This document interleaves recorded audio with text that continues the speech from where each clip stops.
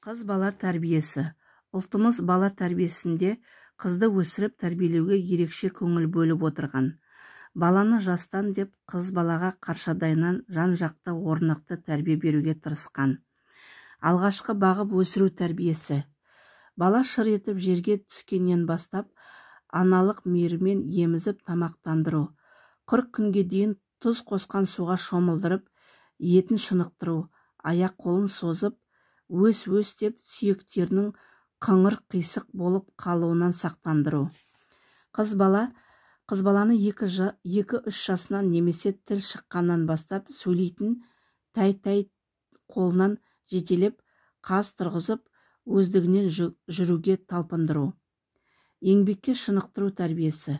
Қыз балаға 6-7 жасынан бастап жеңіл ыдыс-аяқтарды жуғызу, үй сыпыру, немесе ошаққа шәугім іліп, шай қайнату, шамасына қарай көрпе, жастық, киім-кешек жаю сияқты әртүрлі үй жұмыстарына бейімдей отырып, кішкене істен үлкен іске қарай біртіндеп жетелеп, қағылез, пысық, іскер, еңбекшіл болуға баулу.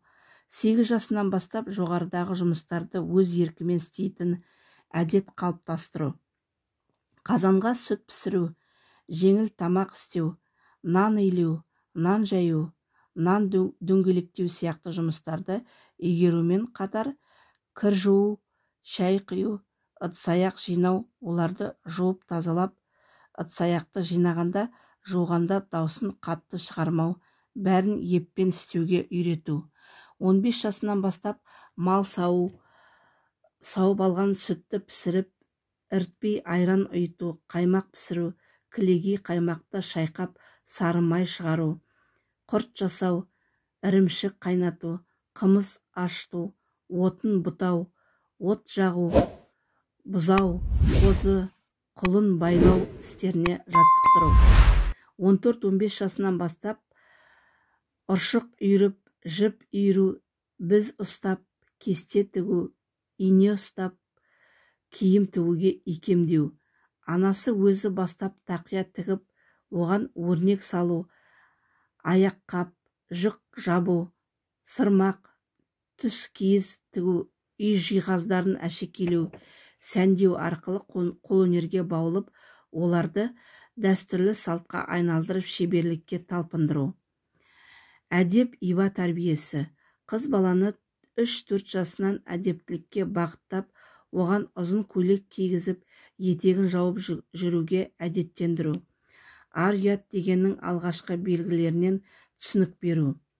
Тілі шыққаннан бастап әдепті сөйлеуге, яғни бәдік, ерсіз сөздерді аузына алмауға дағдыландыру. Құлағын тек жақсы сөздерге үйрету. 8-9 жасынан бастап үлкендердің алдында өрескел сөйлемеу, сөз таластырмау, қарт кісілердің алдынан кеспеу, қонақтармен бір дастарханда отырғанда тамақты асықпай, аптықпай ішу, орынсыз күлмеу, жөн-жозықсыз әңгіме айтпау, есікті қатты ашып жаппау, ыдыс-аяқты салдырлатпау, жақсы үлкендерге сіз деп сөйлеу сияқты ибалық жолына түсіру. Аяқ астынан үйге үлкен кісілер, сыйлы қонақтар келіп қалса, ішке кіруге ұсыныс жасау. Олармен сәлемдескенде бәсең дауыспен сыпайы амандасу. Қонақтар отырар алдында төрге сырмақ көрпе салу. Анасы жоқта келген меймандарға шай қайнатып, дастархан жаю. Шай құйғанда етегін жауып, қырын отыру.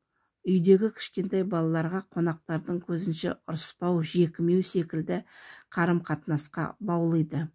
13 жасынан бастап қыз баланы ата-анасының мақұлдаусыз өз бетімен қыдырып кетпеу.